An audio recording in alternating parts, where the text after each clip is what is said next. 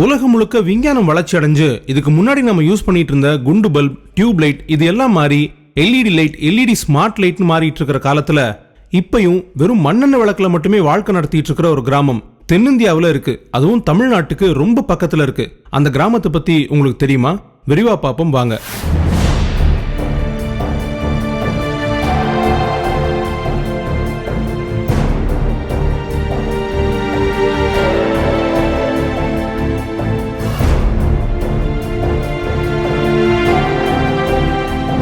கர்நாடகா தமிழ்நாடு பார்டர்ல பாலாற்றுக்கு பக்கத்துல தான் இந்த கிராமம் அமைஞ்சிருக்கு.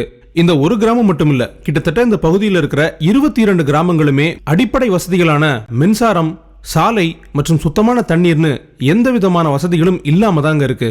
இந்த கிராமங்கள் வீரப்பன் பிறந்த கோபிநத்தம் கிராமத்துக்கு பக்கத்துல தான் இருக்கு. மேலும் இது ஒரு காலத்துல வீரப்பனின் மறைவிடமாகவும் இருந்ததா சொல்றாங்க.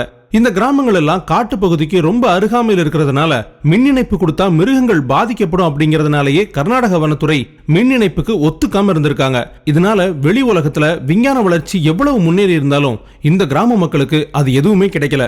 தமிழ்நாட்டு எல்லையில் இருக்கக்கூடிய சேலம் மாவட்டத்தை சேர்ந்த கோவிந்தபாடி மற்றும் கோபிநத்தம் மாதிரியான கிராமங்களுக்கு வந்து பிளாக்ல மண்ணெண்ணெய் வாங்கி அந்த மண்ணெண்ணெயை ஊத்தி மண்ணெண்ணெய் விளக்கு எரிச்சுதான் இந்த மக்கள் வெளிச்சத்துல வாழ்ந்திருக்காங்க.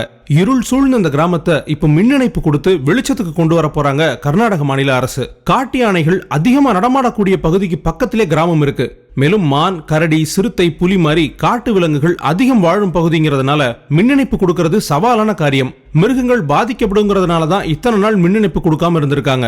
இப்போ கர்நாடகாவினுடைய செஸ்காம், அதாவது Chamundeshwari electricity supply corporation limited இந்த இமாலயா டாஸ்க கையில் எடுத்து இப்ப இந்த கிராமங்களுக்கு மின் இணைப்பு கொடுக்கிறதுக்கு முன் வந்திருக்காங்க. கர்நாடக அரசுக்கு சொந்தமான இந்த மின் நிறுவனம் அந்த கிராமங்களுக்கு மின் இணைப்பு கொடுக்க ஒதுக்கி இருக்க பட்ஜெட் 41 கோடி. கர்நாடக அரசுடைய இந்த முடிவு அந்த மக்களுக்கு மன குளிர்ச்சியை கொடுக்கிறது மட்டும் இல்லாம அவங்களுடைய வாழ்க்கைக்கு புது ஒளி சேர்த்திருக்குன்னே சொல்லலாம்.